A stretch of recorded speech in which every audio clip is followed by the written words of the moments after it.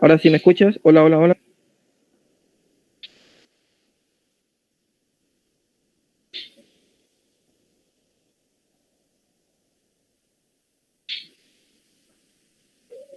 Hola, ¿se escucha? Hola, hola, hola, ¿se escucha? Hola, hola, hola, hola, hola. Confírmeme si se escucha bien. Sí, profe. Sí, profe. Bueno, tuvieron la oportunidad de leerse la guía de diabetes, que es bastante extensa, pero tiene por lo menos muchos apartados interesantes.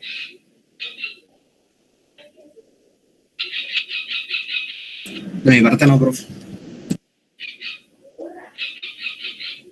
Bueno, entonces a comenzar. ¿Cuánto?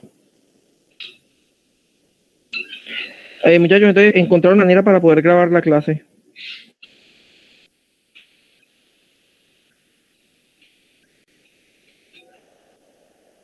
Nada, profe. En mi caso no todas las que encontraba era de pago. Entonces, ¿algún Profe, pero ya tenía usted manera de intentó clase? ahora porque al profesor Fernando ayer le dejó grabar la reunión que tuvimos con el semillero. Sí, es más, mira, te voy a para que te des cuenta. Yo creo que eso sucede cuando tú pagas. Mira, exactamente, pero es que la universidad ya este servicio no se lo quitó a los docentes. Mira que ya no me sale grabar. Eso es desde el semestre pasado. Profe hizo, Ya por eso es que no puedo grabar. Por eso les dije.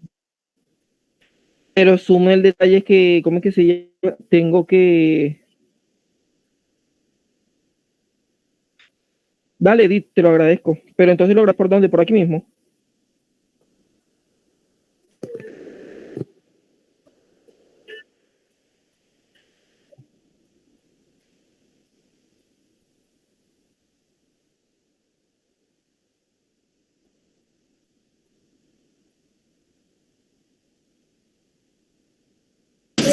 Hola, hola, ¿se escucha mejor así? No sé, no sé qué me tendrán los audífonos. Bueno, entonces, Edith, dale, entonces, ¿cómo vas a hacer para grabar?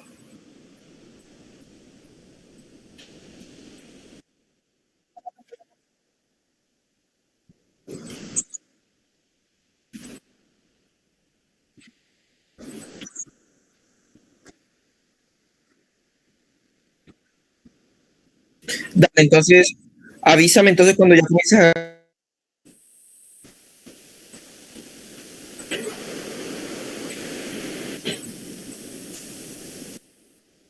Listo, bueno, vale, entonces vamos a comer.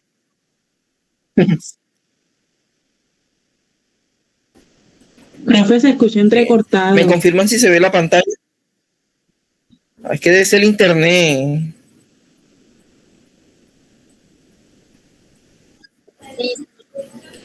Déjame entonces... Espera un momentico.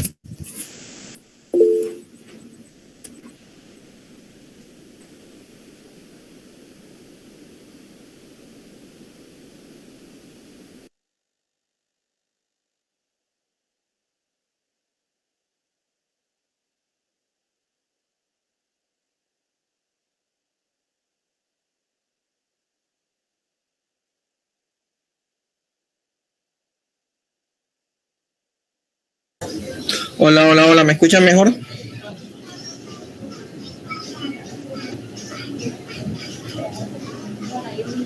Hola, hola, ¿me escuchan mejor?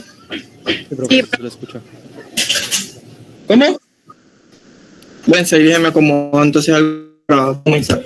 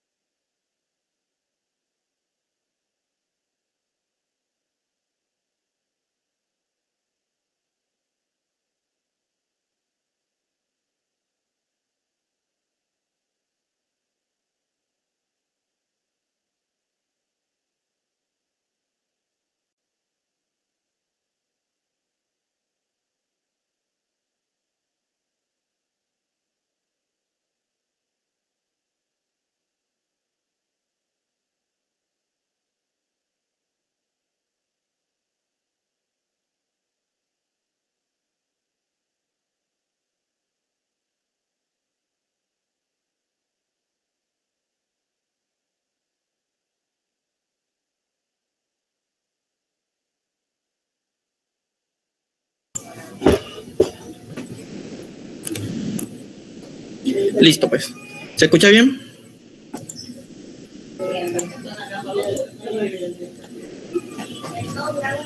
¿Me confirman? ¿Se escucha bien? Sí, profe. Sí, profe. Sí, profe.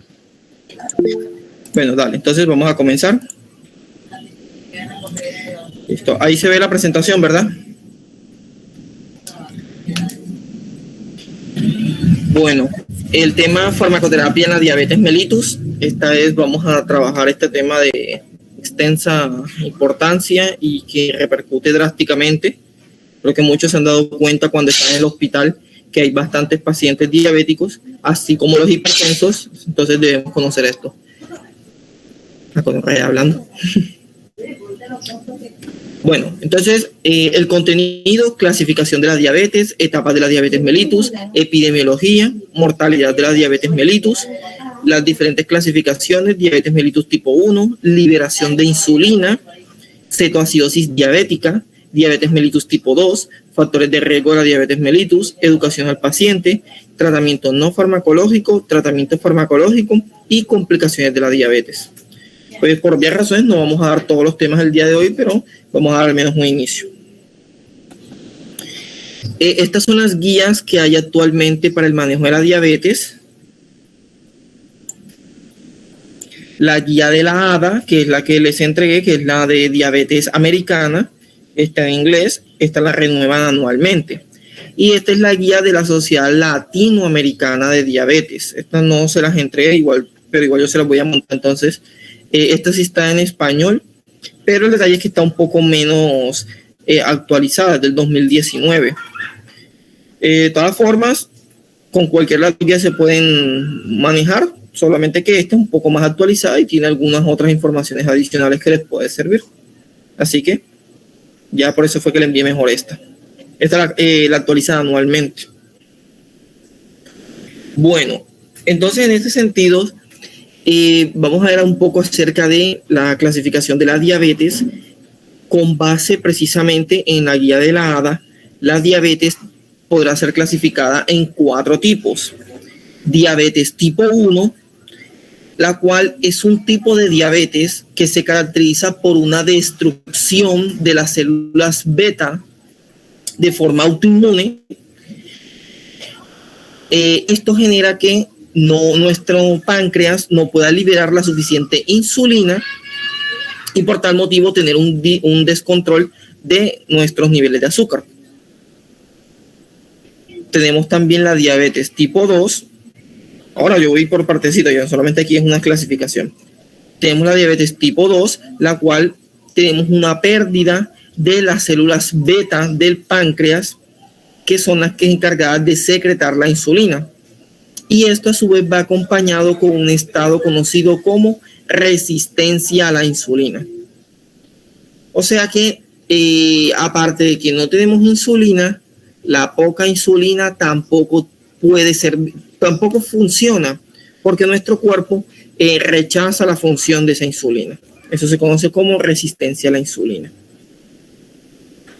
Tenemos la diabetes tipo 3, que es una diabetes generada por cualquier otra causa, como por ejemplo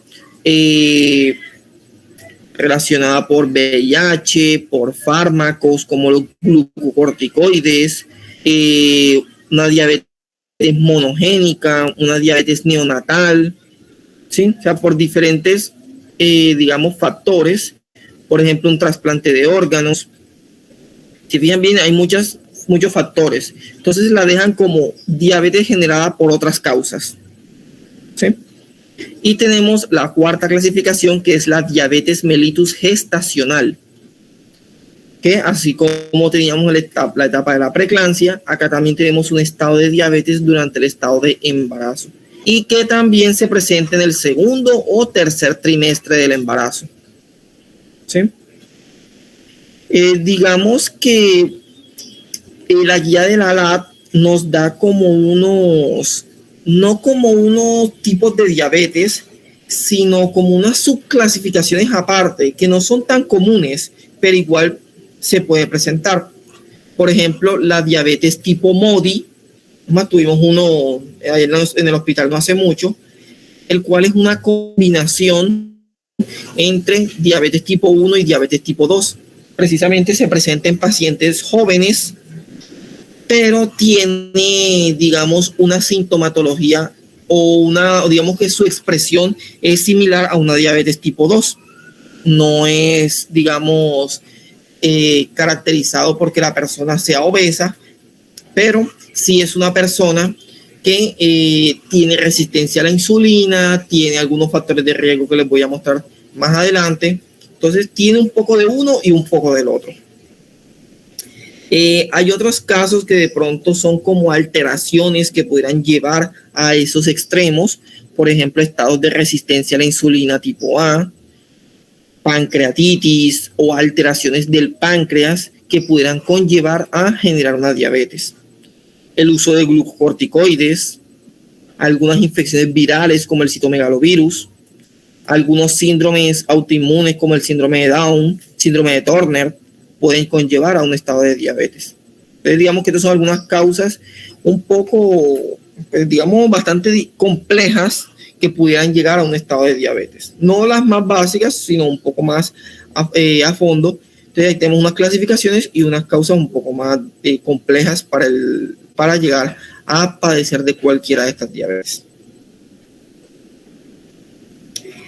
Digamos que las diabetes pueden pasar por diferentes etapas y es aquí donde quiero que a partir de hoy aprendan que ya no existe ese término de insulino dependiente. O sea, ese término ya fue abolido hace muchos años. Ahora mismo existe la diabetes insulino requiriente. O sea, puede requerir insulina como puede que no requiera insulina.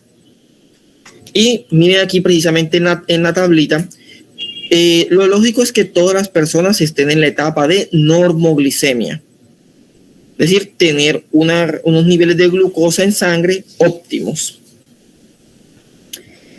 Cuando esto no está controlado, pasamos a una segunda etapa, que ahora se las voy a mencionar con más detalle, denominada prediabetes, que ahí podemos encontrar unas alteraciones de la glicemia después de las comidas o durante el día.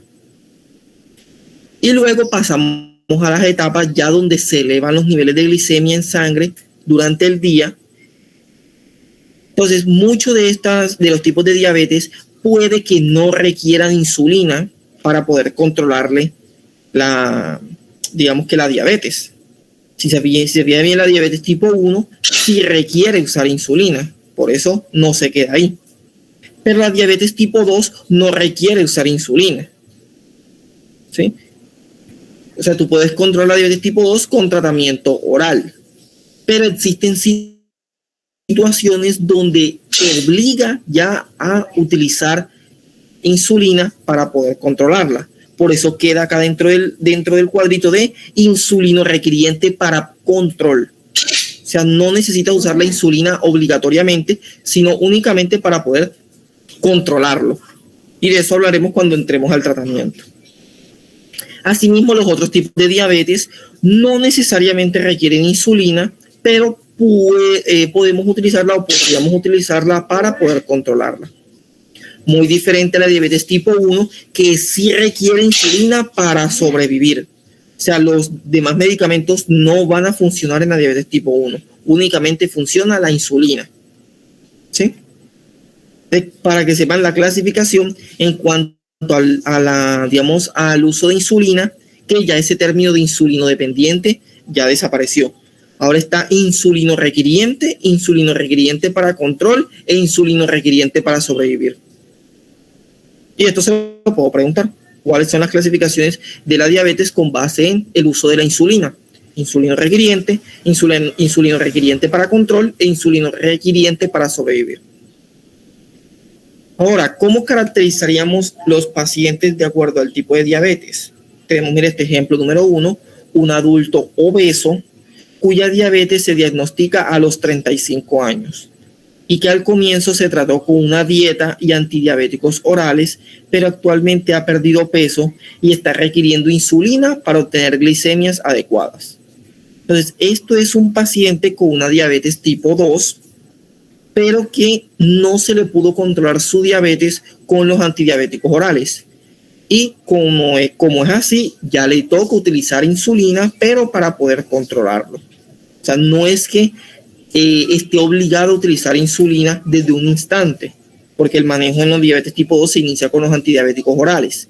Pero si no se controla, ya debemos pasar a la insulina. Y eso se acompaña de insulina sin dejar de utilizar los antidiabéticos orales.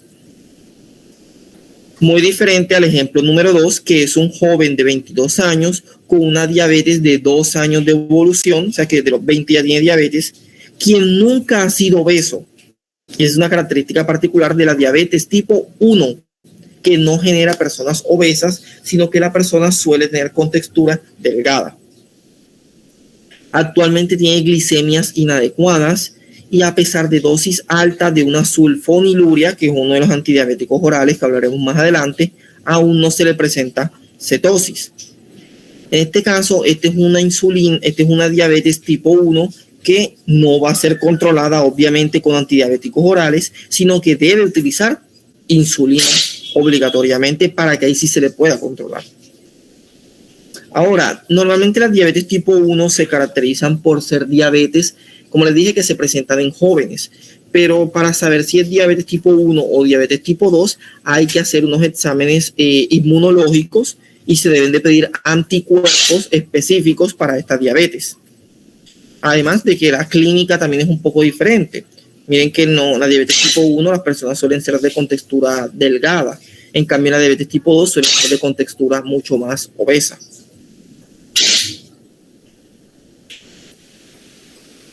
Un poquito de epidemiología, como todas las enfermedades que hemos visto, van en ascenso.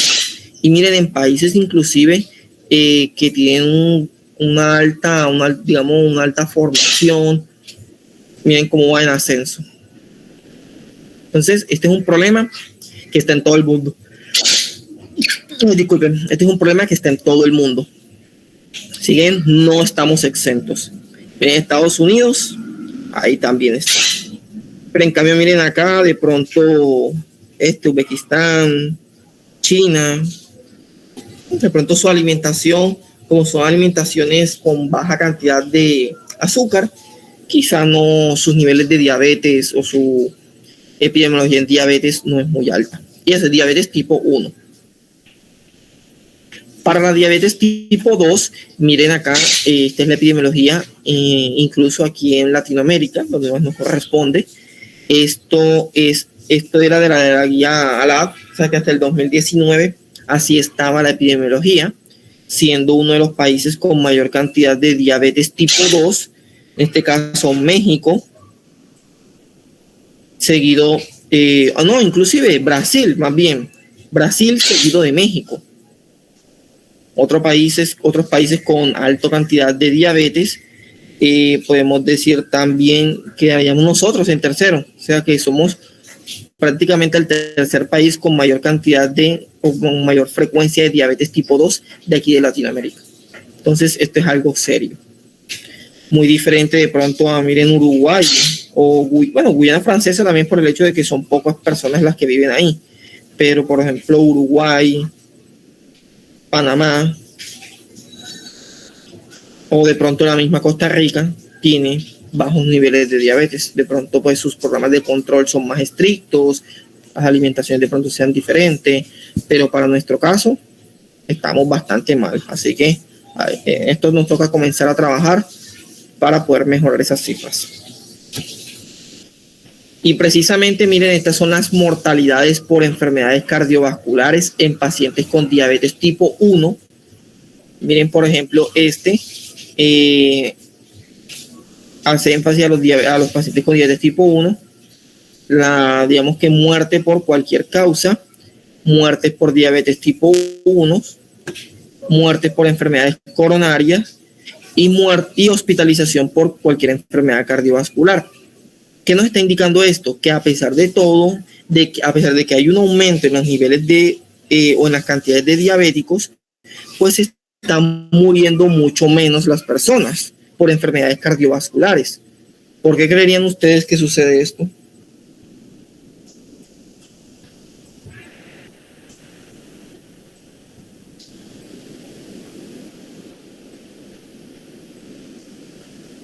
A ver, ¿por qué creen ustedes que ahora la mortalidad en la diabetes se está disminuyendo?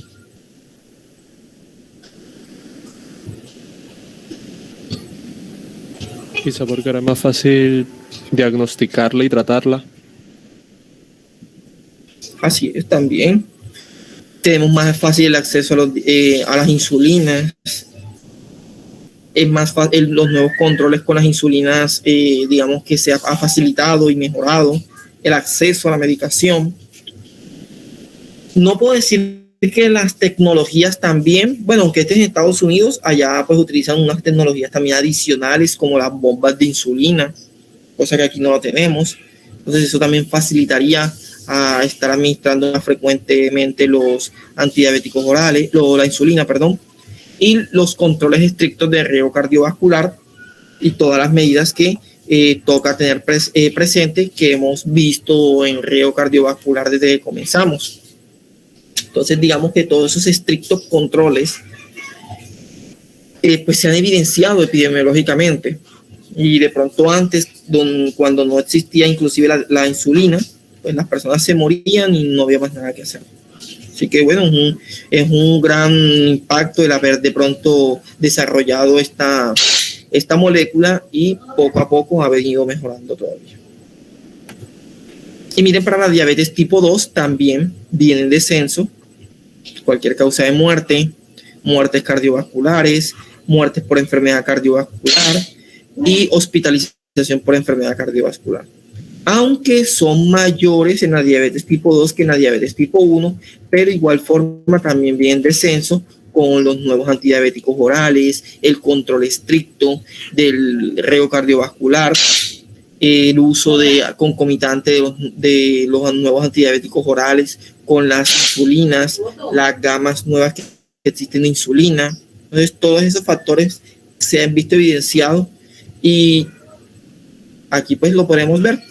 ¿Por qué hay más pacientes que se mueren de diabetes tipo 2 que en diabetes tipo 1? Porque hay más pacientes diabéticos tipo 2 que diabéticos tipo 1. Eso no se puede negar. Entonces vamos a hablar un poquito acerca ya de fisiología para recordarles a ustedes cómo es el proceso de producción de la insulina. Primero recordando qué es la diabetes mellitus tipo 1.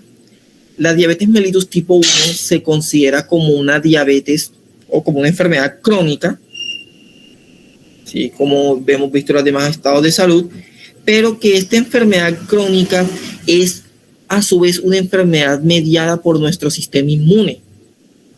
¿Por qué? Porque nuestro sistema inmune comienza a generar anticuerpos contra las células productoras de insulina, de los cuales ahora hablaremos con calmita, y que precisamente condiciona a destruir estas células y nuestro cuerpo no puede producir la insulina. Por tal motivo, la insulina tiende a prácticamente desaparecer. ¿Y quién me recuerda cuál es el efecto de la insulina? Destruir la glucosa. Meter la glucosa a las células, ¿no? ¿Cómo? Meter la glucosa a las Sí, células. es regular la glucosa. Regular la glucosa, ningún meter la glucosa a la célula.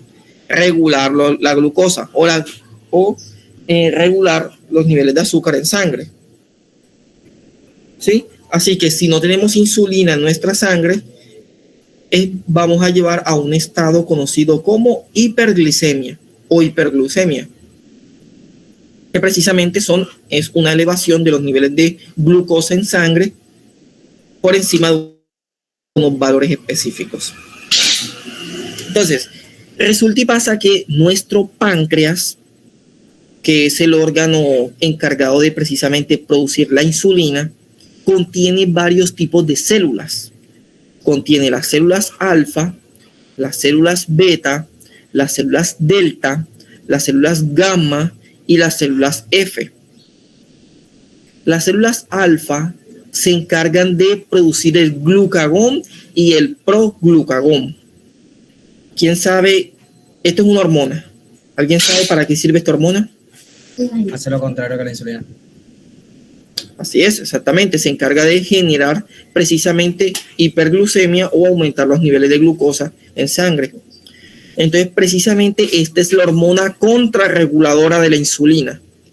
cuando de pronto tenemos mucha insulina en nuestra sangre, se activa las células alfa, liberan glucagón para comenzar a aumentar los niveles de glucosa mediante un proceso bioquímico conocido como, ¿cómo se llama ese proceso bioquímico?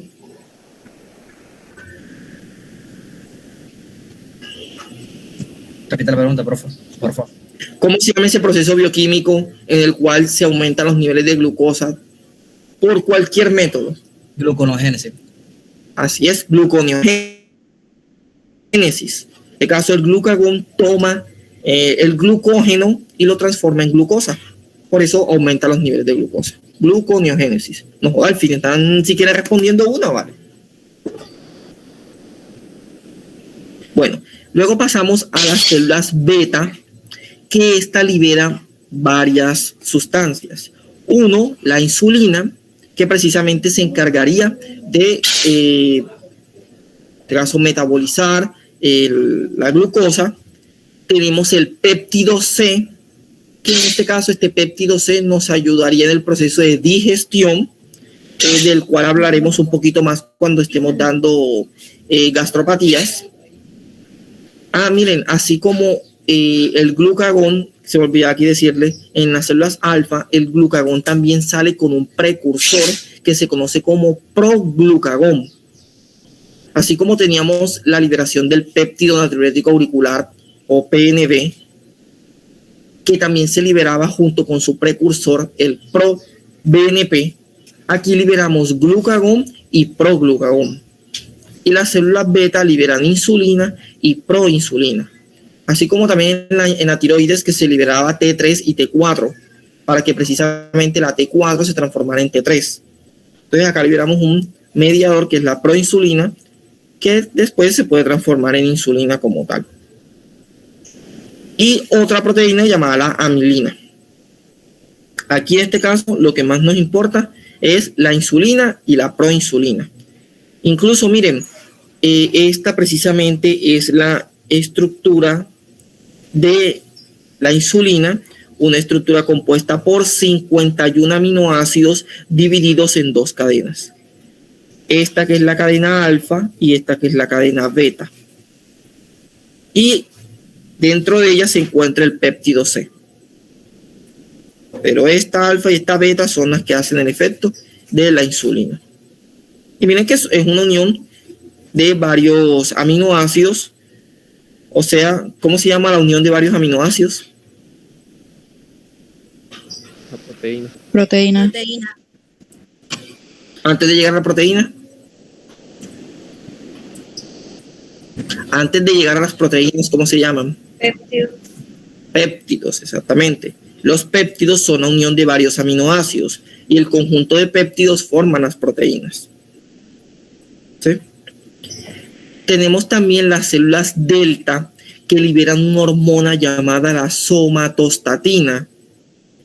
Esta hormona que ustedes ven aquí es, digamos que la vamos a ver mucho ahora cuando veamos el tema de gastropatías, y es quien inicia el proceso de generación de ácido de tu estómago.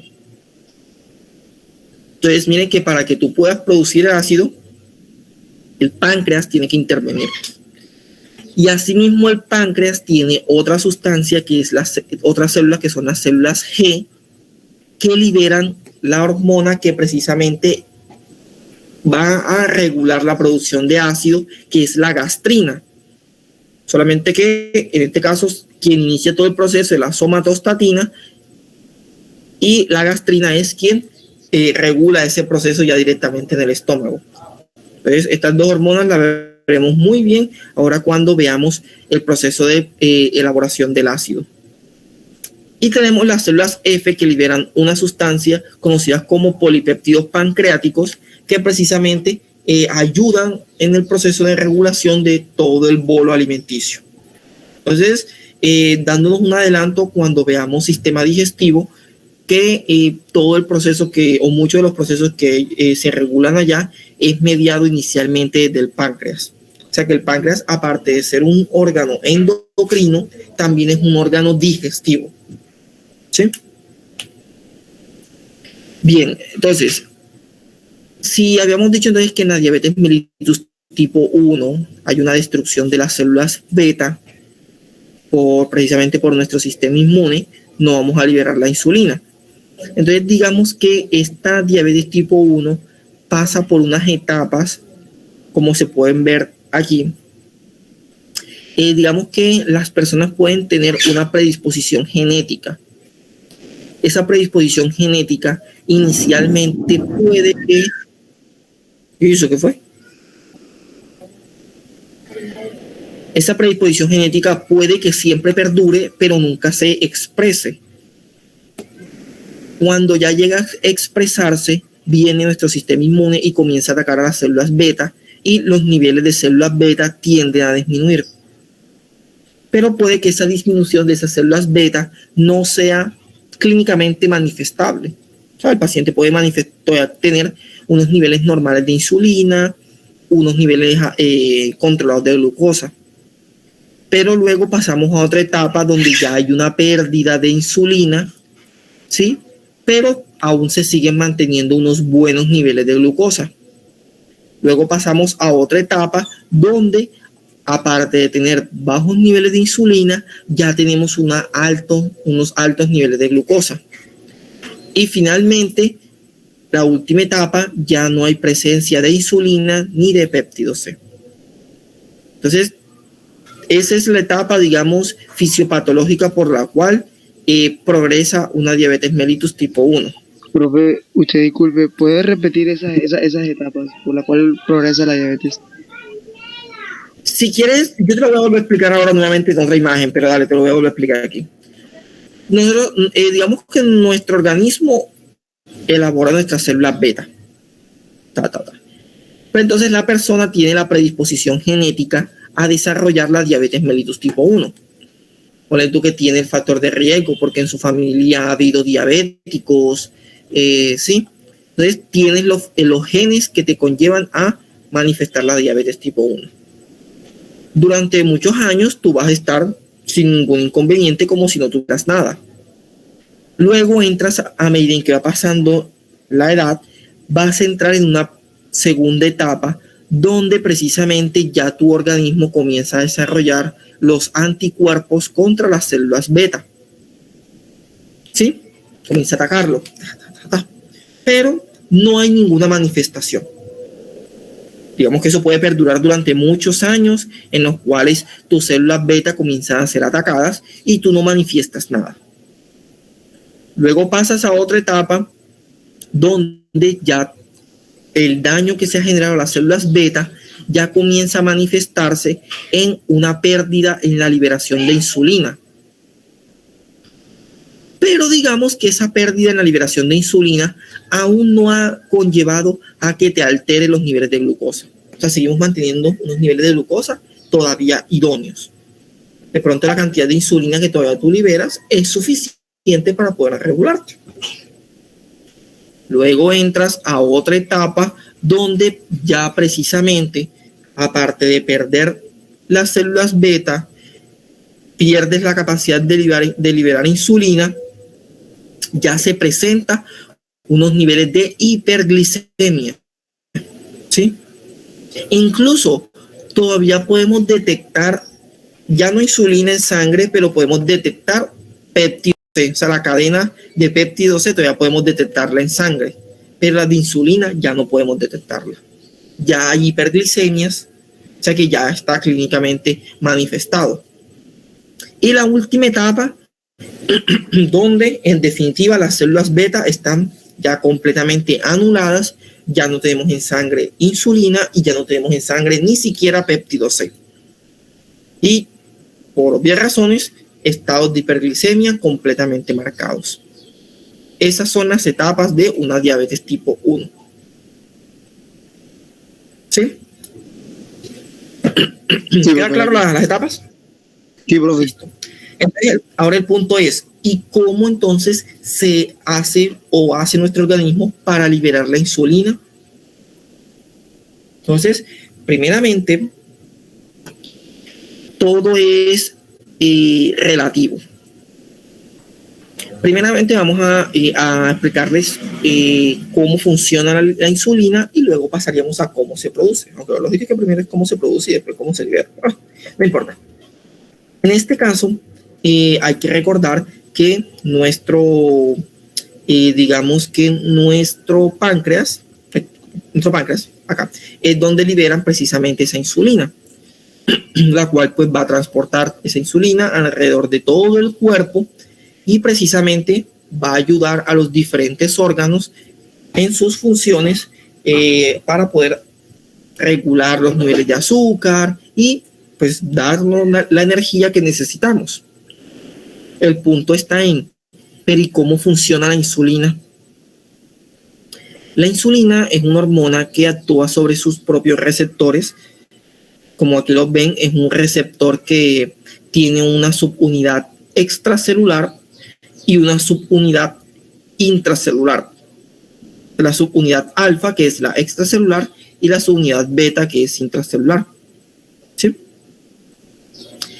Cuando llega la insulina a este lugar, esta subunidad beta, que tiene unas proteínas denominadas proteínas de tipo tirosinquinasa, esta subunidad tiende a fosforilarse una con respecto a otra. Eso se llama heterofosforilación. Aparte de esa heterofosforilación, también se autofosforilan ellos mismos. Esta cadena se autofosforila, pero también fosforila la contraria. Y esta cadena también se autofosforila y heterofosforila la contraria. ¿Qué viene siendo la fosforilación normalmente en este tipo de situaciones? La activación. O sea, ¿cómo activas tú una proteína? Fosforilándola. ¿Ustedes se acuerdan cuando dimos insuficiencia cardíaca que el calcio activaba una compuerta conocida como el cerca? Precisamente el cerca, para poder activarse, debe de fosforilarse. Y en este caso, quien fosforilaba el cerca era la acción de esa proteína llamada la calmodulina. Fosforilaba el cerca y el cerca se activaba para poder abrirse esas compuertas de calcio. Aquí pasa lo mismo. Se fosforilan estos dominios que luego van a activar una serie de proteínas que tienen dos vías, una vía conocida como las MAP quinasas y una vía conocida como la trifosfato-inositol-quinasas. Esto lo verán muy bien en farmacología molecular si se mete en eso el próximo semestre. Pero estas vías, ¿qué van a llegar? Van a llevar a que finalmente lleguen a nuestro ADN activando factores de transcripción, así como hicimos en el tema en tiroides, que solamente que allá el receptor de la tiroides era nuclear. Acá es extracelular, pero que al final de cuentas va a generar un efecto directamente en la producción y síntesis de proteínas. Ahora uno dirá, pero ¿qué proteínas va a producir la insulina? Precisamente unas proteínas muy importantes conocidas con el nombre de GLUT. Estas proteínas GLUT son proteínas transportadoras que se encargan de tomar la glucosa que está en nuestra sangre e introducirla a nivel intracelular. Entonces, dependiendo de esa manera, una vez que la glucosa ingrese, ¿qué hace la glucosa cuando ingresa a la célula?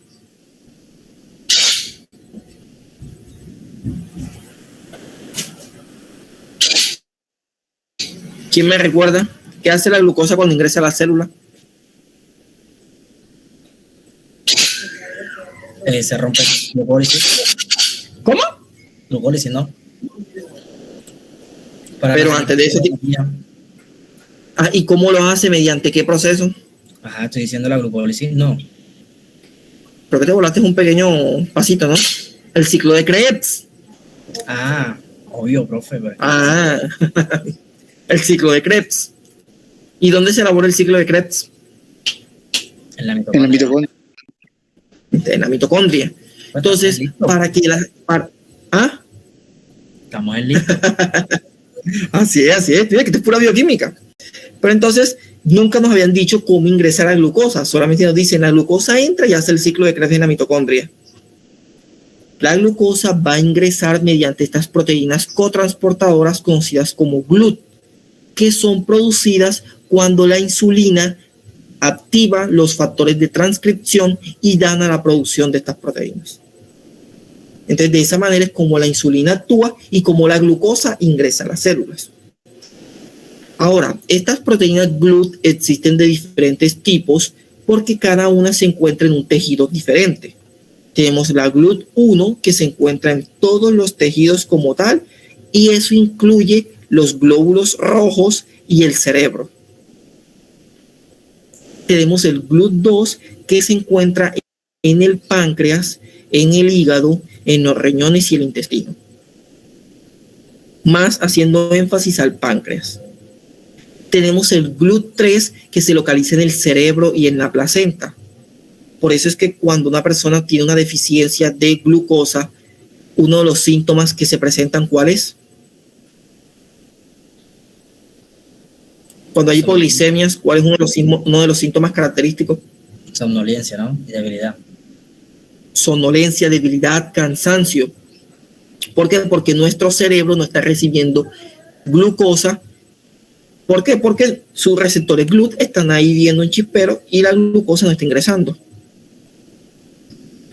¿Por qué te sientes cansado? Porque tu glucosa no ha llegado a los transportadores GLUT4 que se encuentran en el músculo. Y por eso tus músculos no reciben glucosa para generar ATP y tener energía. Tampoco van a tener, esa GLUT4 va a estar en el tejido adiposo. Por eso la glucosa también la insulina ayuda a metabolizar la glucosa. Aparte de la glucosa, a consumir la grasa. Por eso es que los pacientes diabéticos tipo 2 suelen ser obesos. Y tenemos los GLUT5 que se encuentran en los riñones y los intestinos. Si se fijan bien, casi todos los órganos de nuestro cuerpo requieren utilizar glucosa para poder funcionar y estos serían las proteínas que utilizan para poder transportar. Así que esta es una buena pregunta que puedo hacer en un quiz, en un parcial. ¿Cuáles son de pronto las proteínas GLUT que se encuentran en el cerebro? O las que se encuentran en el páncreas, o las que se encuentran en el músculo. Te miran la GLUT2, la GLUT3, la GLUT4. Entonces, de esa manera es como actúa la insulina. Ahora, ¿cómo se produce? Miren que precisamente cuando llega al núcleo, o en el núcleo, precisamente tenemos los diferentes factores de transcripción que nos da a la producción del RNA mensajero. Y este RNA mensajero va a producir la síntesis de proteínas, pero para eso este RNA mensajero es enviado del núcleo hacia el retículo endoplasmático rugoso. Ese que nada más vimos en biología el primer semestre y nunca supimos para qué carajo. Pero aquí estamos viendo una función de ella. Digamos que este RNA mensajero que va a ser el encargado de producir la preinsulina o la proinsulina va a llegar al retículo endoplasmático rugoso. Luego, de ahí, digamos que va a perder una parte de la cadena y salta del retículo endoplasmático rugoso al aparato de Golgi, donde en el aparato de Golgi la insulina suele tomar una forma precisamente porque comienza a unirse la cadena alfa y la cadena beta y el péptido C. ¿Sí? Luego, en el aparato de Golgi, aparte de esa proinsulina, que es la que está formada aquí, se le desprende el péptido C y se transforma la propia insulina como tal. ¿Sí? Entonces, ¿qué hace el aparato de Golgi? El aparato de Golgi forma las vesículas o gránulos. Esperen, deje que pase el man de lo que no es Mauro ahí.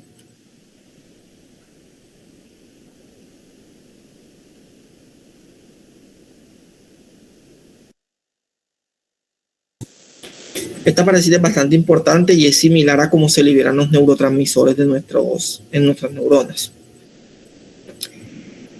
Nuevamente, en el núcleo tenemos los factores de transcripción y el RNA mensajero que se va a utilizar, o los genes que se van a utilizar para poder producir la insulina. Entonces se produce nuestro RNA mensajero, ¿verdad? Ese RNA mensajero da la producción de una cadena como tal, conocida como preproinsulina, que tiene aquí su cadena alfa, su cadena beta, su cadena C y tiene una tercera cadena, una cuarta cadena adicional.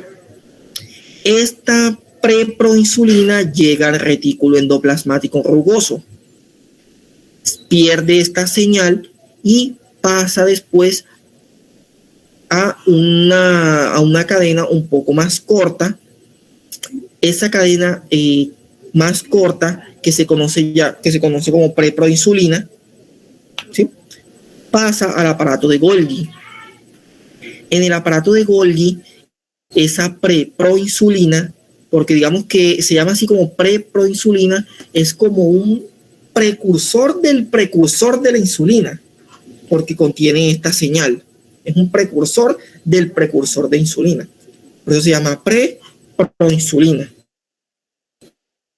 Y la proinsulina es el precursor de la insulina.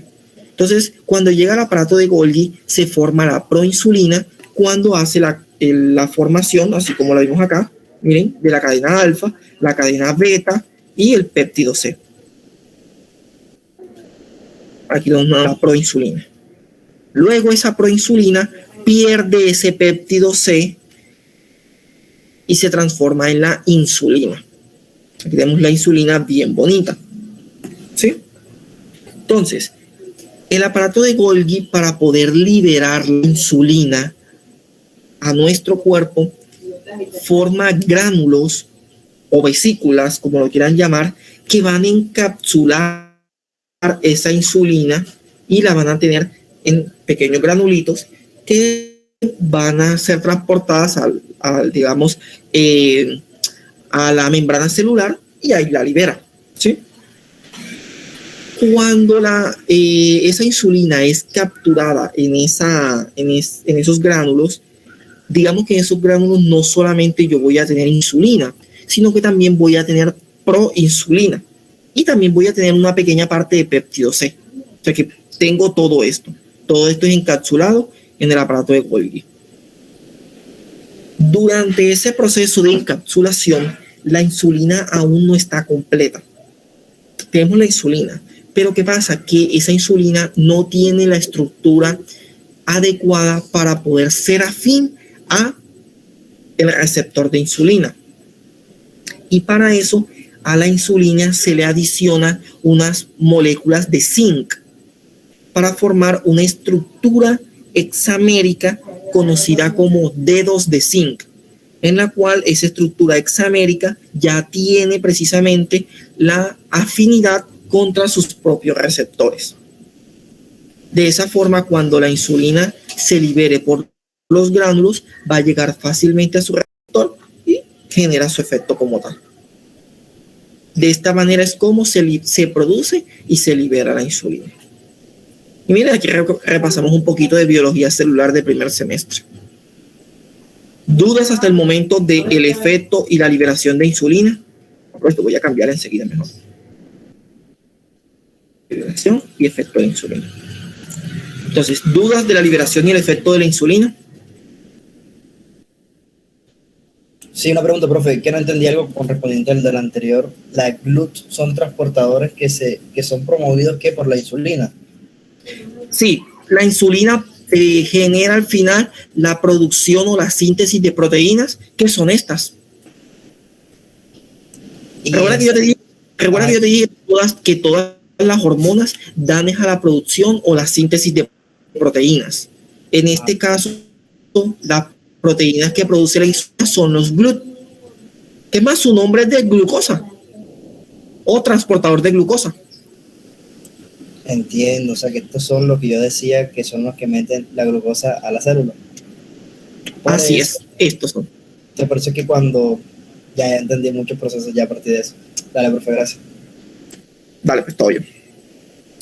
Listo, entonces, liberación de insulina y el efecto fisiológico de la insulina. Ahora, nuevamente, repasemos lo que nos dijo Diego. ¿Cómo mete entonces la insulina a la glucosa? Y después de eso, ¿qué pasa? ¿Alguien alguna vez ha visto esta imagen? No. ¿O en serio no has visto esta imagen? No jodas. Anda, se me quedó aquí bloqueado esto. Pero ustedes disculpen.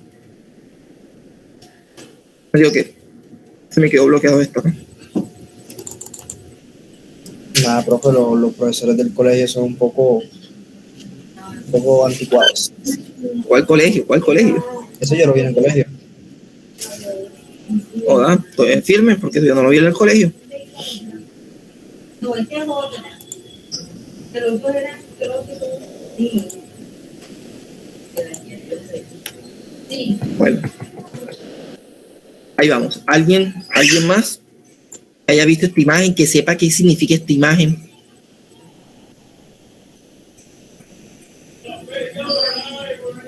¿Nada? ¿Nadie? Bueno. Yo lo aprendí en quinto semestre ya. Esto precisamente, digamos que lo aprendí fue de la forma contraria. Lo aprendí en farmacología, más no en fisiología. Así que no lo explico.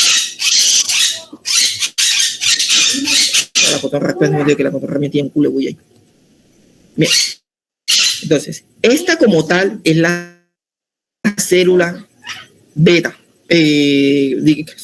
La célula beta del páncreas.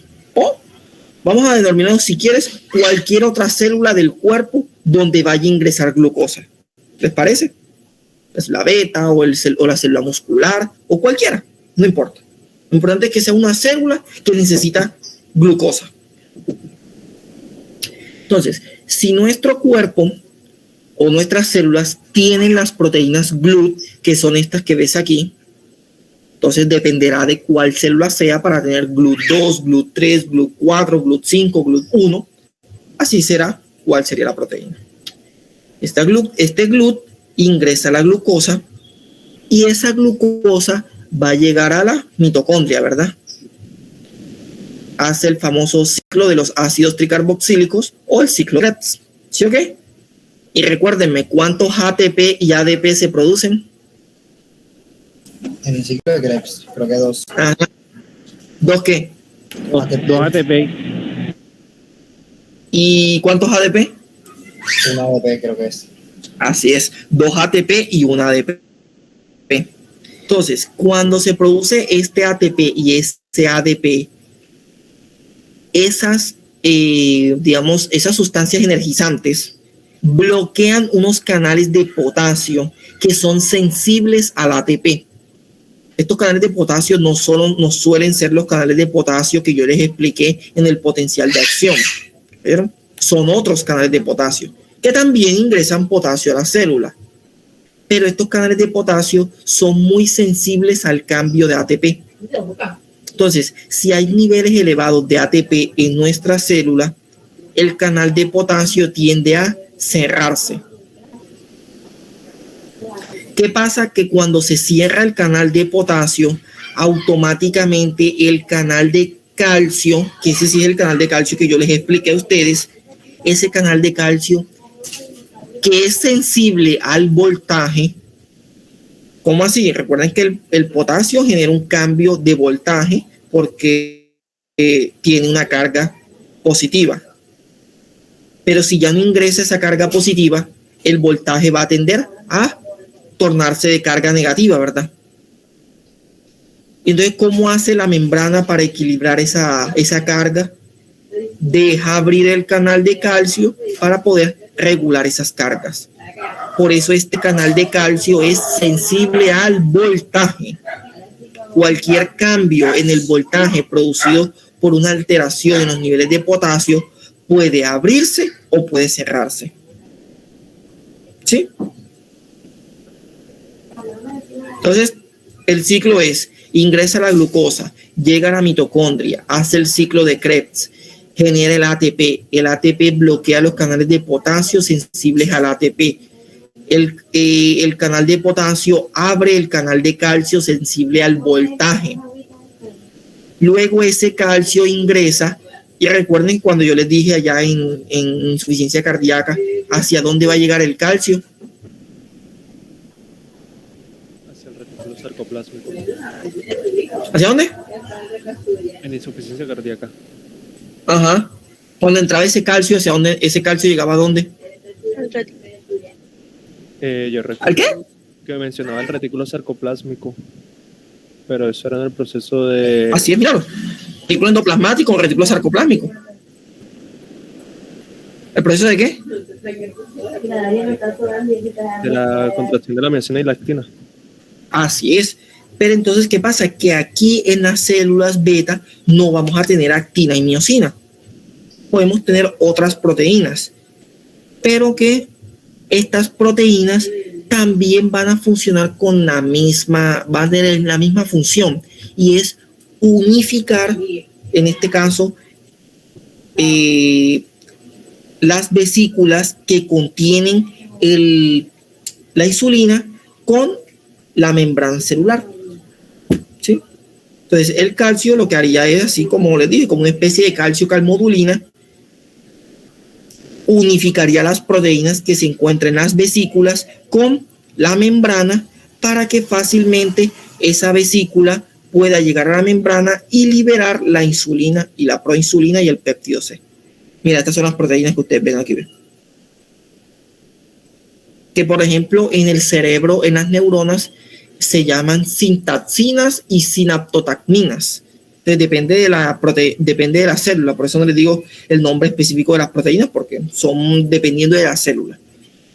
Por eso por el momento quedaríamos con que el calcio ayudaría a que las vesículas puedan unirse a la membrana celular. De esa manera puede liberarse la insulina y la proinsulina y el péptido C. Y por lo general siempre, para que una célula pueda liberar una sustancia como esta, debe ser mediada por el calcio. ¿Sí?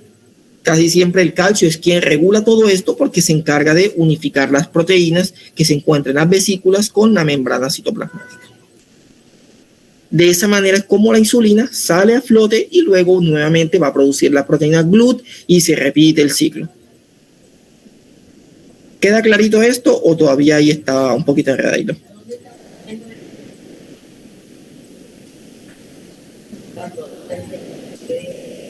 Esto es fisiología. Todavía no hemos entrado muy de lleno. ¿Vamos bien? Sí. Sí, señor. Y todos los demás hablen porque después no quiero que del parcial estén colocando lo que no es y digan que no, eso no lo expliqué.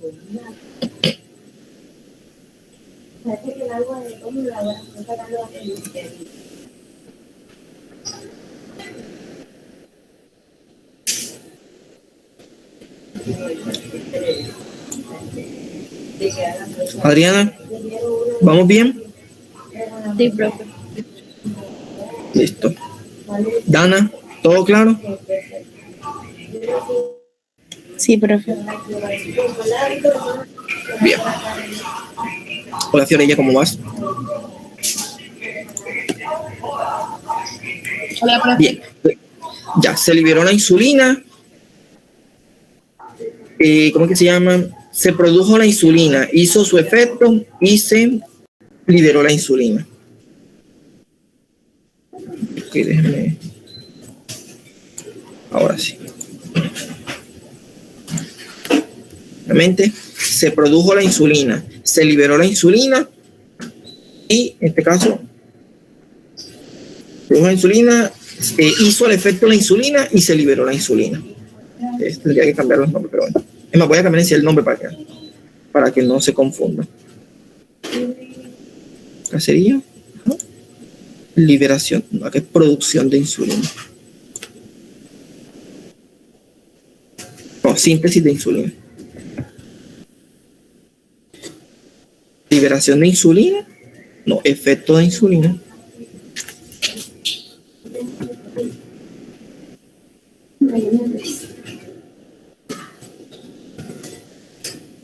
De la insulina y liberación de insulina.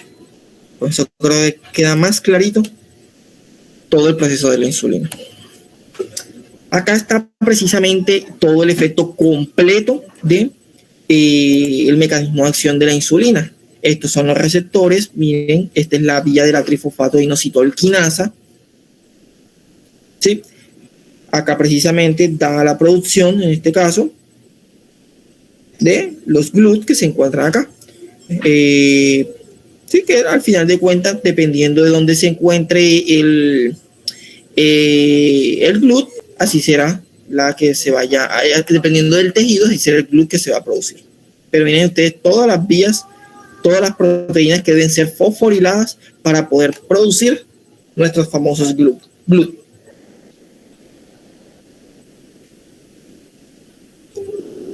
Y aquí están los efectos como tal de la insulina. Entonces, esta es la otra vía, la vía AKT.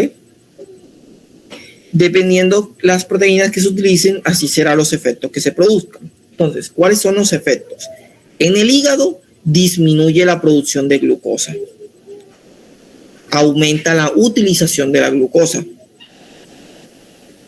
Aumenta la ingesta aumenta la síntesis de ácidos grasos. Aumenta la síntesis de proteína y aumenta la síntesis de glucógeno, porque precisamente transforma la glucosa en glucógeno para almacenarla más fácilmente y que tienda a disminuir los niveles de glucosa. En el tejido adiposo aumenta la ingesta de glucosa, ¿sí? Aumenta la síntesis de triglicéridos, disminuye la lipólisis. En los músculos aumenta el consumo de glucosa, la síntesis de proteína y la masa muscular. ¿Sí? En el cerebro aumenta la actividad cerebral. Por eso, si dejamos de consumir azúcar, no vamos a tener insulina suficiente y vamos a pensar más lento, vamos a tener cefalea, vamos a tener inclusive debilidad cerebral, desmayo. Disminuye la ingesta de comidas, disminuye la producción de glucosa hepática y disminuye la producción de lipoproteínas. En los macrófagos disminuye el estrés oxidativo, disminuye la apoptosis. A nivel endotelial aumenta la producción o la síntesis de óxido nítrico. Y si aumenta la producción de óxido nítrico, ¿qué va a pasar? Se dilatan las arterias. O sea que de por ende la insulina tiene un efecto hipotensor, ¿no? Pero digamos que usar insulina en un paciente diabético también le ayudaría a controlar la presión arterial. Disminuye la inflamación y la adhesión celular. Y en las células beta aumenta su producción. O sea que la insulina como tal también ayudaría, entre comillas, a curar la diabetes. Sobre todo si es una diabetes tipo 1 donde no hay células beta, esta va a aumentar precisamente su producción.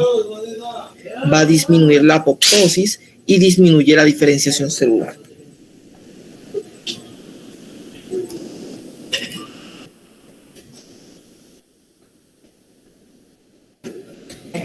Bueno, entonces, precisamente nuevamente para recordar los ciclos o las etapas de la diabetes tipo 1.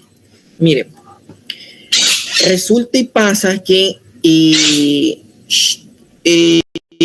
podemos encontrar, a medida que va pasando nuestros años, nuestro cuerpo va produciendo los anticuerpos contra las células beta. ¿Sí? Estos son 3 sujetos diferentes y que cada uno puede que desarrollen anticuerpos en cantidades diferentes para la diabetes.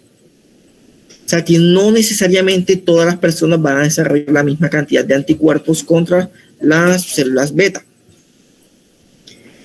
Y precisamente, dependiendo de los factores de riesgo, factores genéticos, si ya tenemos en la familia, se activa precisamente ese sistema inmune, que ahora se lo voy a explicar. Así como les dije, luego se desarrollan los anticuerpos contra las células beta pasamos a un estadio 1 donde vamos a tener niveles normales de azúcar y nuestros niveles de insulina puede que todavía estén normales, pero ya hay una cantidad considerable de anticuerpos. En una segunda etapa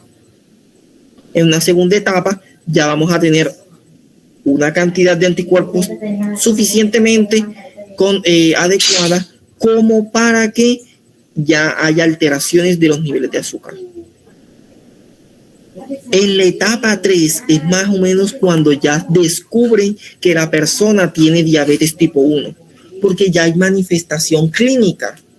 Así que si yo les pregunto, ¿en qué etapa del desarrollo de la diabetes tipo 1 es cuando se diagnostica la diabetes? Es en la etapa 3. ¿Por qué? Porque ya hay síntomas. ¿Sí? Y luego ya viene la etapa 4, que es el control de la diabetes a largo tiempo. Entonces, dense cuenta que lamentablemente se descubre la diabetes, ya es cuando hay una producción de anticuerpos y ya hay una sintomatología. Antes de eso, aún estamos en veremos.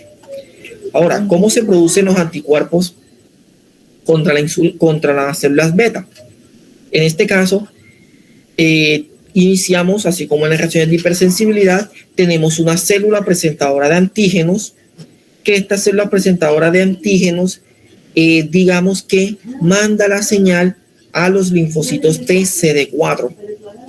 Estos linfocitos TCD4 le mandan la señal a los linfocitos B, que son los encargados de producir los anticuerpos.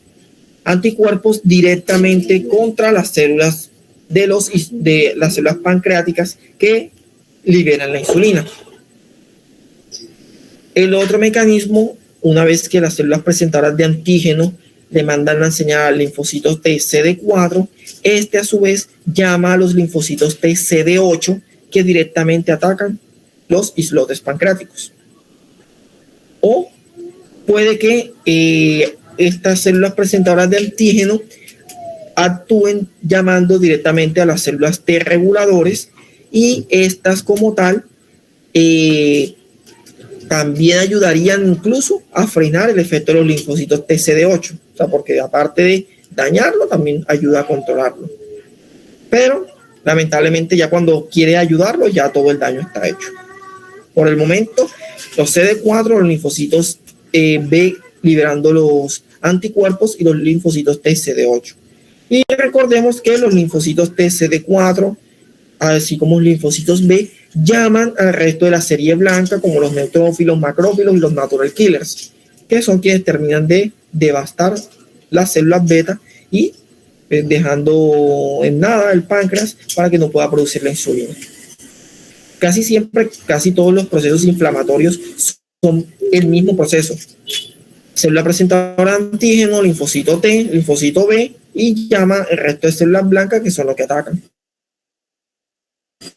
Miren que así mismo fue cuando dimos, por ejemplo, las oftalmopatías por tiroides, los exoftalmos o, ¿cómo es que se llama? La tiroiditis de Hashimoto o el síndrome de Graves, casi todos eran igual. Célula presentadora de antígeno, linfocito TCD4, el linfocito B, producción de anticuerpos, y el linfocito TCD4 o ataca directo o lo hace mediante el CD8. Y se llama el resto de la línea celular blanca para terminar de atacar. Por eso no es complicado, porque casi siempre es la repetidera. Este es un poco interesante con respecto a lo que les estaba mencionando de la diabetes tipo 1. Puede que haya pacientes que tengan los anticuerpos, pero no desarrollan nunca la enfermedad. ¿Sí? Entonces, tienen el factor de riesgo en su familia, tienen como tal los genes, pero no desarrollan la enfermedad como tal. ¿Cómo puede que tienen, o sea, dejen comenzar nuevamente. Estos son los pacientes normales, las personas normales, los que están en blanquito. No hay autoinmunidad. Es que me confundí aquí, ustedes disculpen. No hay autoinmunidad. Los pacientes nacen normal. Y luego, a medida en que va pasando las etapas de la niñez, lo normal es que comienza a desarrollar la autoinmunidad pero hay personas que se quedan ahí. O sea, se quedan con la autoinmunidad, pero no desarrollan la diabetes. Simplemente quedan con el gen, pero no lo expresan. Tenemos el caso número 2, donde el niño nace sin ningún tipo de autoinmunidad, desarrollan la autoinmunidad y estos finalmente se transforman en diabetes tipo 1. Y ahí tiene el curso natural de la enfermedad. ¿Cómo puede que tengamos el niño que tenga el factor de riesgo por los familiares, pero nunca desarrolla anticuerpos durante toda su vida, ni siquiera la autoinmunidad? Esto que nos demuestra que por eso se llaman factores de riesgo, porque aumenta la probabilidad de desarrollar la enfermedad, pero no estás obligado a que desarrolles obligatoriamente la enfermedad. Puede que la tengas, puede que no. Así que esta situación se puede presentar aún en niños con antecedentes de padres que tengan la enfermedad de base. Así que sepan que si ustedes tienen de pronto un familiar diabético, no quiere decir que ustedes vayan a ser diabéticos, pero pueden tener o tienen el factor de riesgo para desarrollarlo. Por eso en ese caso hay que tomar las medidas no farmacológicas, el estilo de vida y todo lo demás para evitar llegar hasta esto. Ojalá y es posible siquiera que queden en esto o que nunca lo desarrollen. Entonces vamos ahora a cómo yo siempre lo he dicho, normalmente quienes diagnostican son los médicos, pero es necesario conocer estos criterios, así como se lo expliqué en hipertensión arterial, porque son pruebas que aparte de usarse para diagnosticarlos, también nos sirve para saber si está controlado la diabetes. ¿Sí? Por eso se los voy a mencionar. Y son 3 pruebas como tal para el diagnóstico de la diabetes mellitus tipo 1. Tenemos el test de glucosa en ayunas. Es decir, la persona no debe de haber comido alimentos durante las anteriores 8 horas. Ojo que esto es importante. ¿Cuánto tiempo debe pasar como mínimo para hacer la prueba de glucosa en ayunas? Mínimo 8 horas.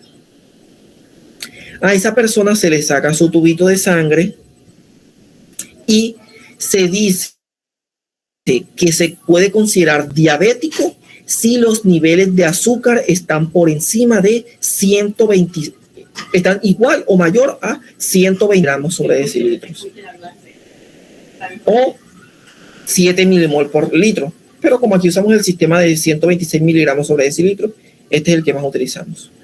Así que se considera un paciente diabético si se hizo un examen en ayunas, siendo ayunas mínimo 8 horas de no haber consumido alimentos y salieron los niveles de glucosa igual o por encima de 126 miligramos sobre decilitro. Segunda prueba, que es una de las pruebas que mucha gente, pues menos mal se llama así, prueba de tolerancia oral a la glucosa, porque hay mucha gente que no la tolera. Es una prueba bastante desagradable y consiste en que la persona se le da de tomar una cantidad de glucosa anhidra, o sea, glucosa sin agua. Esa glucosa anhidra en cantidad de 75 gramos, es una cantidad grande, debe ser disuelta en un vaso de 250 mililitros de agua. Entonces, escuchen bien, el test de tolerancia oral a la glucosa son 75 gramos de glucosa anhidra disueltas en 250 mililitros de agua. La persona tiene que tomarse eso lo más rápido posible. El problema es que, por eso se llama de tolerancia, porque casi nadie la tolera y terminan las personas vomitándolo. Sobre todo las mujeres embarazadas que se lo dan y enseguida lo vomitan. Esta es una prueba que, o sea, se está tratando como de descontinuarla, pero es muy útil porque es darle a la persona azúcar y luego, después de 2 horas, se le miden los niveles de azúcar a ver en cuánto los tiene.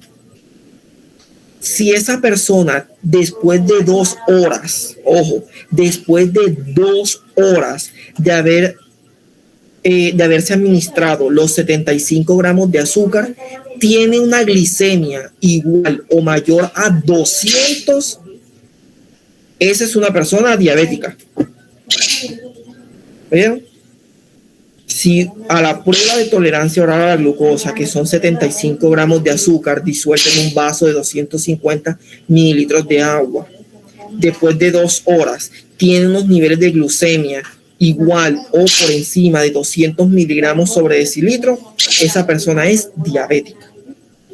Si la persona está en un estado de ayunos mayor a 8 horas y le miden los niveles de glucosa en sangre y están igual o mayor a 126 miligramos sobre decilitro, esa persona es diabética. Entonces tenemos 2 criterios para definir si la persona es diabética. ¿Sí? Profe, ahora que usted menciona esa segunda prueba, bueno, no sé a qué tanta o a qué población general se lo hace, pero por lo menos en el puesto de salud, bueno, en el paso, en los pasos, en el paso cerca de acá de la casa, se lo hacen mucho a las personas mayores. Y hace poquito yo acompañé a mi abuela que se lo hiciera. Y la primera vez que la llevamos, no se lo pudieron hacer porque primero se toma como con una muestra y ya le salió el azúcar en 108. Entonces la muchacha, la técnica, dijo que la tenía alta, entonces no se podía.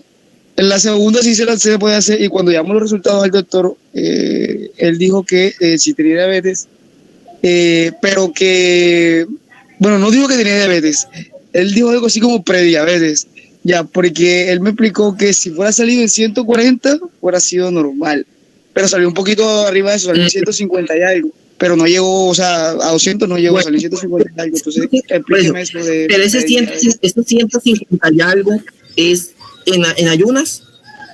No, le hicieron la tolerancia esa a la glucosa. Sí, por eso yo te digo que es diabetes. Yo todavía no te he dicho nada de prediabetes. Déjame y termino acá y mira lo que precisamente acá es donde está el tema de prediabetes. Pero vamos con calmita, ¿te parece? Listo. Vamos con el pre, allá vamos a llegar para que veas si te echaron embuste o no te echaron embuste.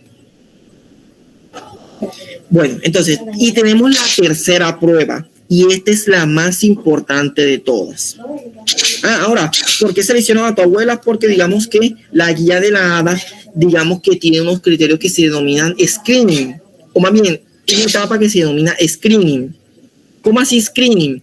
¿Qué pacientes tienen alto riesgo de padecer de diabetes? Todos los pacientes mayores de 50 años, todas las mujeres posmenopáusicas, todas las mujeres en estado de embarazo, todas las personas con obesidad, todas las personas que sufren de la tiroides, ¿sí? Entonces, cuando, por ejemplo, allá nos llega un paciente infartado y es obeso, le pedimos alguna de estas pruebas y le pedimos niveles de tiroides porque son pacientes que tienen alta sospecha de padecer alguna de estas enfermedades. Y el screening precisamente se hace para ver si encontramos algún paciente que quizá todavía no haya sido diagnosticado como diabético porque nunca le han hecho esa prueba. ¿Sí? Por eso se hace ese screening o cribado, también se llama, buscando esas personas para detectarlas a tiempo y evitar que estos sean diagnosticados cuando ya le hayan amputado una pierna o tengan un dedo necrótico, evitar llegar hasta ese extremo. Sí, por eso de pronto se le hicieron a tu abuela. ¿Viste? Ya. Bien. Tenemos la tercera prueba. Esta es la más importante de todas. Se llama la prueba de hemoglobina glicosilada o hemoglobina glicada. Entonces, primeramente vamos a ver cuál es el verdadero nombre. Este es un artículo precisamente de la revista de Venezuela donde nos preguntan ¿cuál es el verdadero nombre? ¿Hemoglobina glicosilada o hemoglobina glicada? Yo les dije a ustedes, a los que dan práctica conmigo, que nosotros tenemos varios tipos de hemoglobina. La hemoglobina A, B, C, y luego de la A tiene diferentes subclasificaciones. A1A, A1C, A1D, A2 y así sucesivamente. Esta hemoglobina es la A1C. Miren, aquí se ve A1C.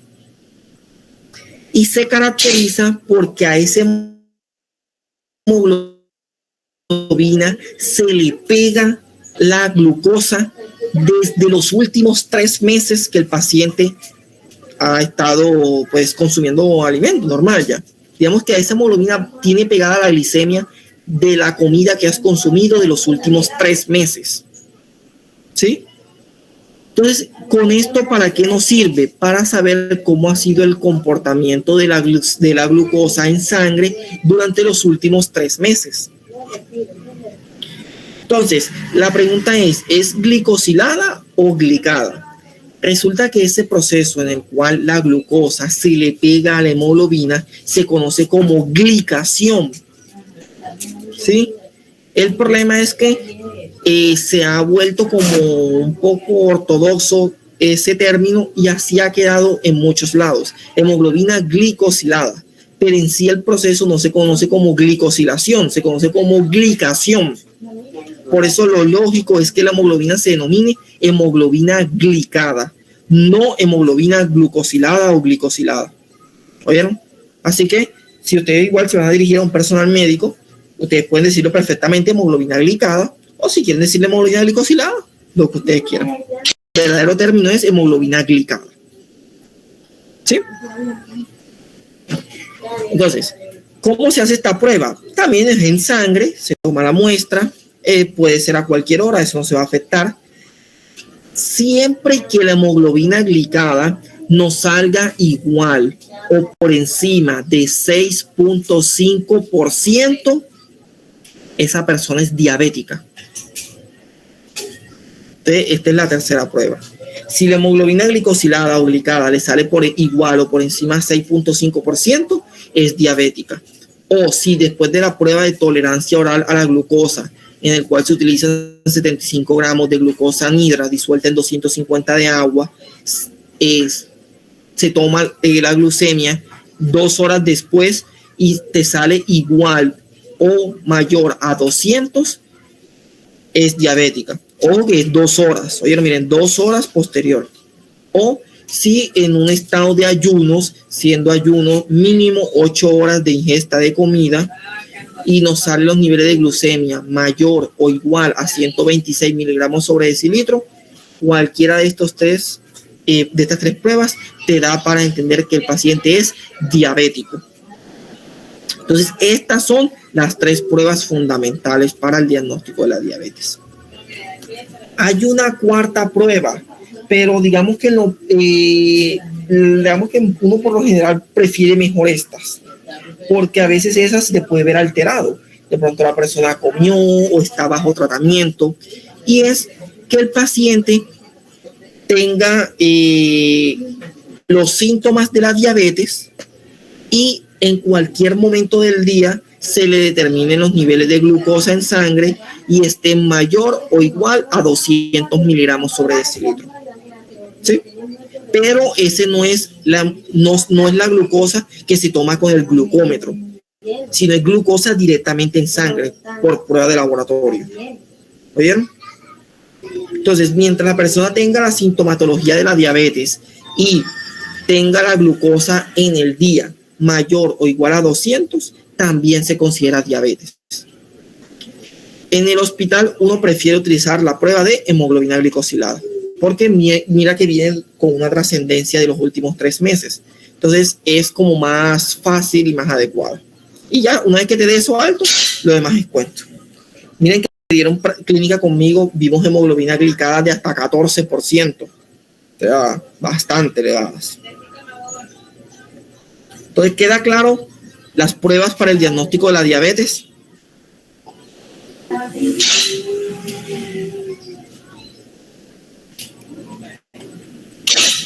Profe, ¿estas mismas pruebas se usan para la diabetes tipo 2? Así es, las mismas. O sea que como veníamos hablando de tipo 1, bueno, de tipo 1, pero esas son las pruebas para el diagnóstico. Yo no les voy a decir específicamente tipo 1, yo les voy a decir cuáles son las pruebas para el diagnóstico de la diabetes. Así de sencillo. ¿Listo? Pues quedaron Entonces, claras las 3 primeras, pero la cuarta no mucho. bueno, mira, la cuarta no es muy compleja. La cuarta es, si el paciente ya tiene síntomas de la diabetes, así de sencillo, y a su vez tú le mides niveles de azúcar en la sangre en cualquier momento del día, no tienen la necesidad de que sean ayunas, ni de que sea después de almuerzo, puede ser a cualquier momento del día, a la hora que sea, pero esos valores estén por encima iguales o por encima de 200, ese paciente es diabético. Ya, así de sencillo. ¿Ahora sí queda claro? Sí, profe. Miren, estos precisamente son criterios muy importantes de los que precisamente estábamos hablando del screening. O sea, ¿cómo así? Pacientes que cumplen con alguno de estos criterios son pacientes que hay que al menos hacerle alguna de estas pruebas para saber si son o no son diabéticos. Entonces, ojo que esto se los puedo preguntar. Y además que es muy útil porque así, pues, digamos, podemos eliminar sospechas de diabetes. Allá en la clínica lo hacemos bastante, como les dije, pacientes que nos lleguen infartados y que sean obesos, estamos en la obligación de solicitarle a ese paciente al menos una hemoglobina glicada y unas pruebas de tiroides, porque puede que esa obesidad se deba a un hipotiroidismo o puede que sea a una diabetes. Entonces, así promovemos el control de la enfermedad a tiempo y evitamos que se empeore más adelante. Entonces, miren, como ya los que están en clínica conmigo, ya yo les expliqué qué es el índice de masa corporal. Quiero que me lo recuerden para ver cómo se calcula. ¿Cómo se calcula el índice de masa corporal?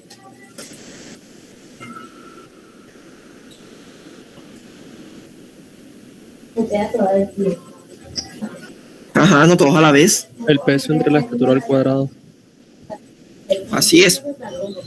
Peso entre la altura al cuadrado. Eso te va a dar un índice de masa corporal. El paciente que no sea atleta, aclaro, el paciente que no sea atleta.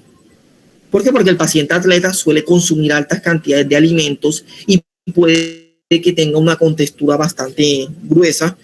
Por ejemplo, una persona que practique pesas, que son corpulentos y no tienen una altura tan elevada, pues obviamente van a tener un índice de masa corporal elevado.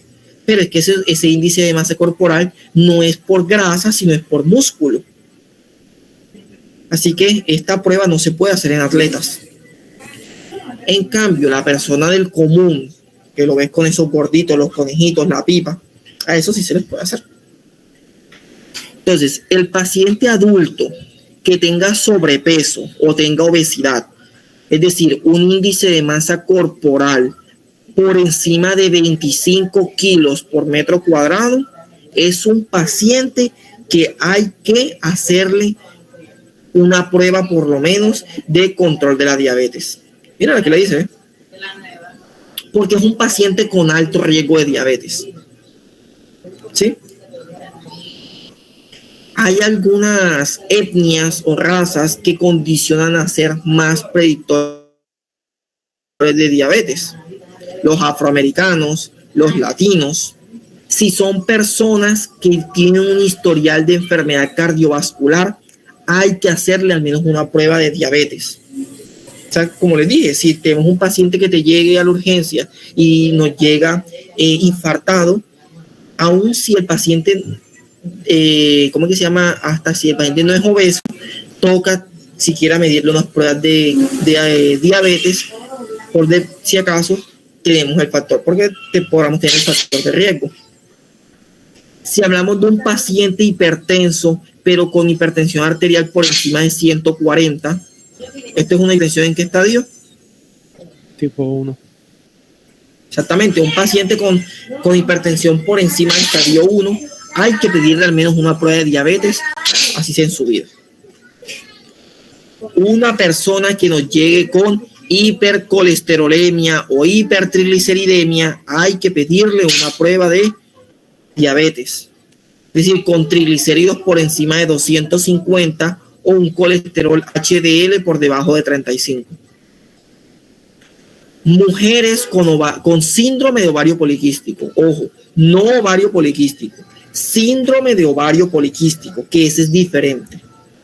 Ustedes pueden tener los quistes en los ovarios, pero eso no les da para ser diabético. El síndrome ya es la caracterización donde hay sintomatologías producto de esos quistes. Es mucho más avanzado, es algo más fuerte. ¿Sí? En esos síndromes sí hay que pedir una prueba de diabetes. Personas con inactividad física que tengan obesidad, se les puede pedir una prueba de diabetes. Hay unas condiciones que quiero que ustedes vean. Bueno, si lo tengo acá. Bueno, se lo mencionaré después. A propósito, ¿qué hora es?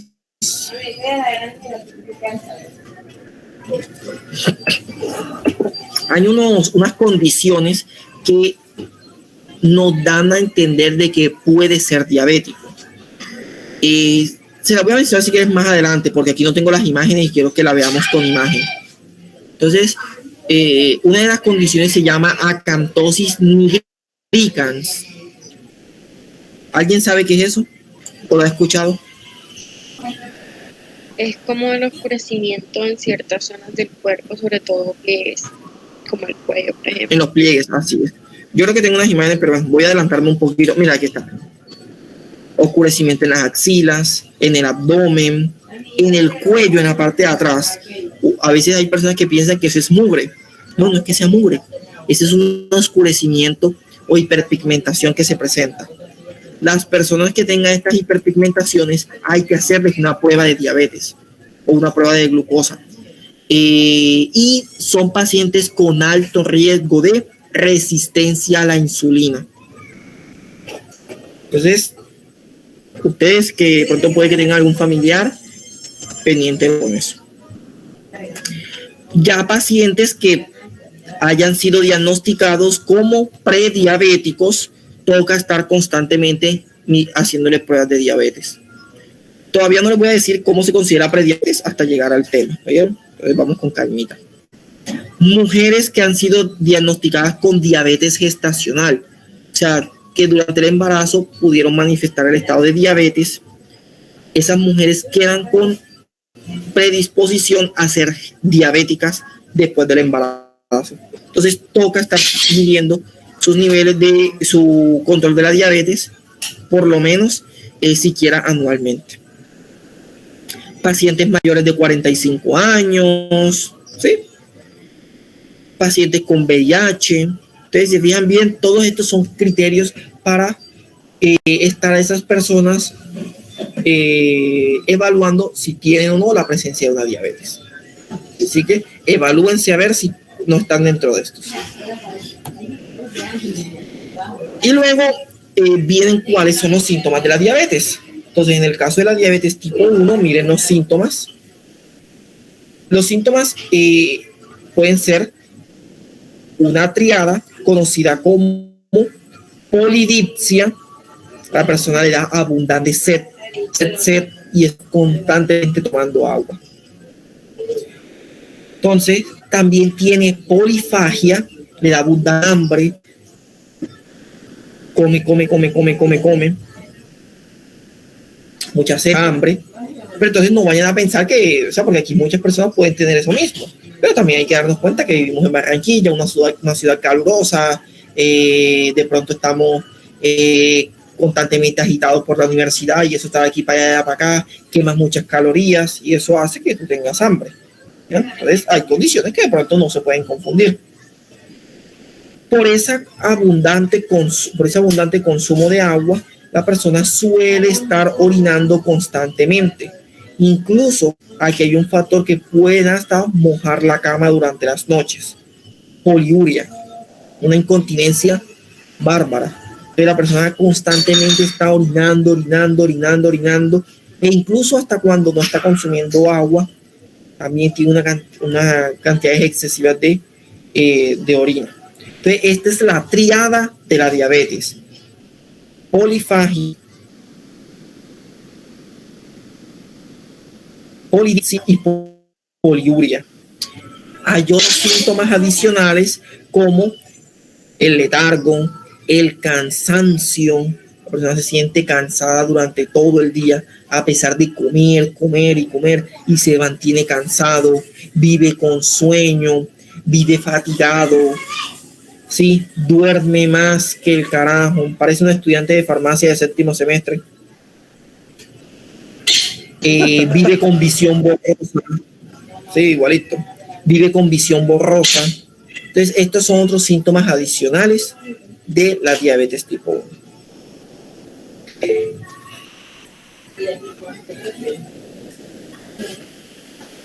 Así es. ¿Listo? Y luego vamos a la primera complicación que puede llegar de la diabetes.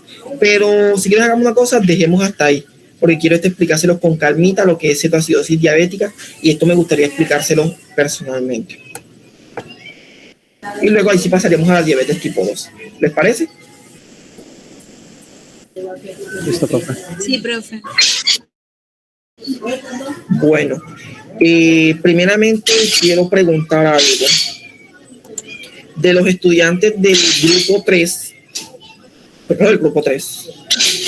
que de pronto no les ha ido adecuadamente en los quizzes, ¿quién necesita recuperar alguna de esas notas para colocarle una actividad? ¿Quién es yo? Lili B, listo. Y te necesito alguien más.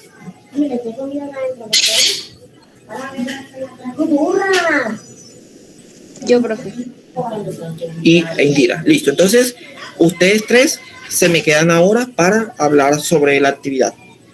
Y los del grupo 4, 2 estudiantes que no les haya ido adecuadamente bien en los quizzes del primer corte, que recuperar esas notas.